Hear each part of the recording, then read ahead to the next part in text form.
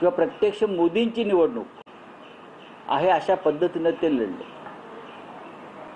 आपल्याला लक्षात आलं असेल की वाराणसी लोकसभेच्या निवडणुकीत सुरुवातीचे 2 तास मोदी हे पिछाडीवर होते। मोदी पिछाडीवर होते आणि त्यानंतर मतमोजणी थांबवण्यात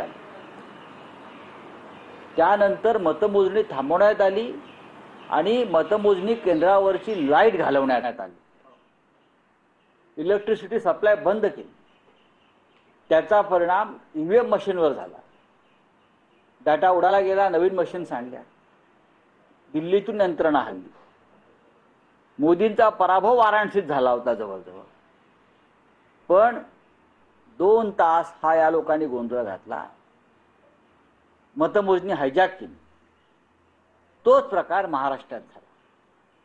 महाराष्ट्राची निवडणूक राहुल गांधी म्हणतात, आम्ही सगळे म्हणतो त्याप्रमाणे हा विजय खेचला नाही तर चोरला, हायजॅक केला। निवडणूक यंत्रणा ताब्यात घेतली, निवडणूक आयुक्त ताब्यात घेतले, त्या पद्धतीने नेमणुका झाल्या। ईव्हीएम मशीनचे तर समस्या आहेच। शेवटच्या 2 तासामध्ये 60 ते 65 लाख मतदान अचानक वाढवलं गेलं। हे सगळं एक ज्याला सेटिंग म्हणतो आपण त्या पद्धतीने झालं आणि राहुल गांधींनी हा प्रश्न आंतरराष्ट्रीय मंचावरती नेला।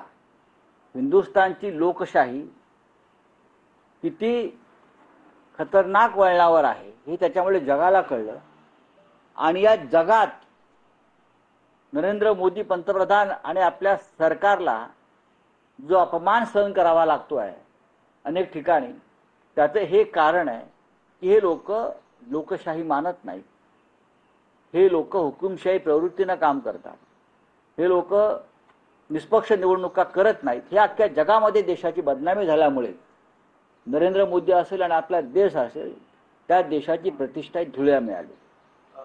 राज्यातला विषय आहे।